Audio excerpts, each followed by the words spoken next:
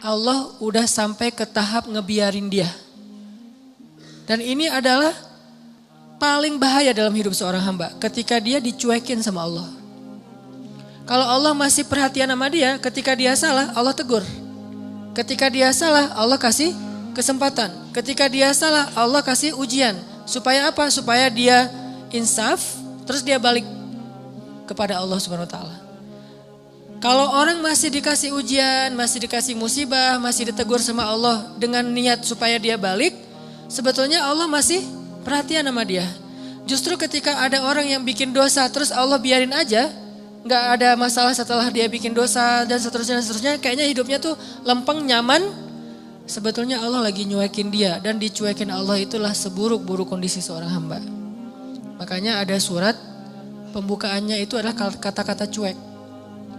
Makanya surat itu kalau kita baca nggak boleh pakai bismillah. Ta'awuz langsung ke ayatnya. Yaitu surat apa? Surat Baro'ah. Atau nama lainnya adalah At-Taubah. Baro'atun. Arti Baro'atun tuh terserah lu deh gitu. Baro'atun tuh arti lainnya terserah kamu deh.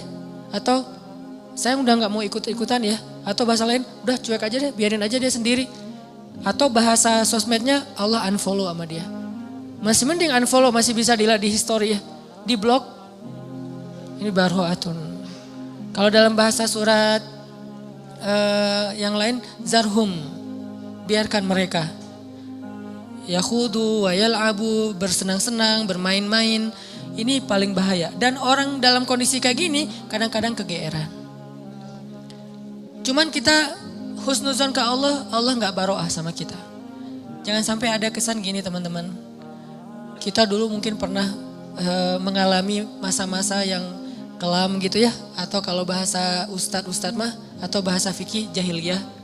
Pernah mengalami masa-masa jahiliyah, banyak dosa, jauh dari Allah, ninggalin sholat kayak gitu-gitu. Hampir semua dosa-dosa besar itu kita pernah ngelakuin. Pas udah hijrah kita ngomong gini, ada untungnya juga sih ustadz, saya dulu pernah nakal. Kalau enggak saya jadi enggak kayak gini sekarang. Kalau enggak saya jadi enggak tahu kalau itu ternyata bahaya. Jadi dengan saya pernah nakal dulu, sekarang saya bisa ngedidik anak saya. Saya tahu anak saya kalau ada indikasi-indikasi mulai nakal nih, saya tahu banget. Karena saya dulu pernah kayak gitu. Enggak ada untungnya teman-teman.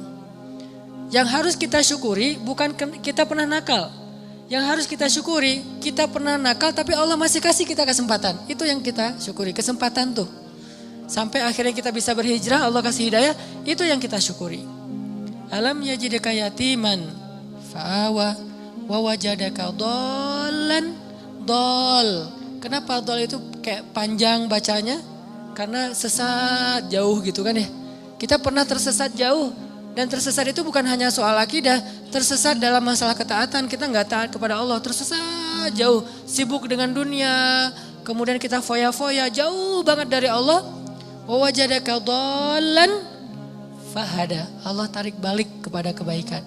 Yang harus kita syukuri bukan dhalnya, tapi fahadanya, hidayahnya. Karena kalau kita berpikir untung juga saya dulu pernah nakal, ini bagian dari kita salah faham terhadap Allah. Jadi nggak ada baiknya kita pernah nakal, nggak ada baiknya kita pernah bandel, nggak ada baiknya kita pernah jahiliyah, pernah bikin dosa. Baiknya adalah alhamdulillah kita bisa taubat, bisa hijrah. Dan kalau kita dengar cerita orang-orang yang ngisahin masa lalunya, jangan takjub kepada dianya, tapi kita takjub kepada Allahnya. Ya Allah baik banget ya, dia udah sejauh itu Allah nggak ilfil sama dia. Dia udah sejahat itu Allah nggak ninggalin dia. Dia udah sezolim itu sama Allah, mencurangi hak-hak Allah. Allah nggak nutup pintu rahmat untuk dia. Allah itu maha baik. Jadi yang kita kagumin tuh Allah yang udah nyelamatin dia dari masa-masa yang sulit. Bukan justru dia, oh hebat ya lo bisa bikin dosa terus taubat. Enggak, bukan dia yang hebat, Allah yang hebat. Karena betapa banyak orang yang Allah biarkan baro'atun dan matinya dalam keadaan su'ul khatimah. Dan Allah pasti punya alasan yang kita gak mengerti. Yang jelas gak mungkin Allah menzalimi hambanya. Jadi teman-teman, ada orang ketika dikasih nikmat, ketika dikasih kemudahan, ketika dikasih kelapangan rezeki, kadang-kadang dia jadi merasa bahwa oh berarti tidak ada yang perlu diperbaiki dari kehidupan saya. Tidak ada yang perlu diperbaiki dari amal-amal saya. Nggak ada yang perlu diperbaiki dari ibadah saya. Karena nggak ada masalah dalam hidup saya. Seolah-olah dia baru mau memperbaiki diri kalau ada masalah. Bukankah jauh dari Allah itu masalah paling besar? Musibah paling besar dalam hidup kita itu kalau kita jauh dari Allah. Harusnya kita telat salat subuh juga, itu udah sedih tuh. Bukan hari ini telat salat subuh atau nggak salat subuh sampai dijamak dengan duha. Tapi hari ini nggak ada masalah. Nggak ada kerugian, nggak ada musibah, nggak ada kecelakaan, nggak ada masalah dengan pasangan. Oh, jadi aman nih hari ini nggak ada masalah apa-apa. Bukankah masalah terbesar itu masalah terbesar kita itu bukan didiemin sama pasangan. Walaupun buat saya itu berat banget. Istri itu kalau udah diem buat saya itu musibah dunia nih. Diajak ngapa-ngapain sama teman, enggak dah kalau istri saya masih diem. Jadi saya bujuk-bujuk, cium tangan apa, nggak usah dibahas. Pokoknya gimana biar dia mau senyum dong, senyum, paksa-paksain senyum, akhirnya dia senyum, alhamdulillah. Tapi sebelum saya maksain dia senyum atau bujuk-bujuk kayak gitu, saya ngelobi langit dulu, langsung wudu, sholat hajat, ya Allah engkau yang menggenggam hati istri saya, balikin dong hati dia ke saya.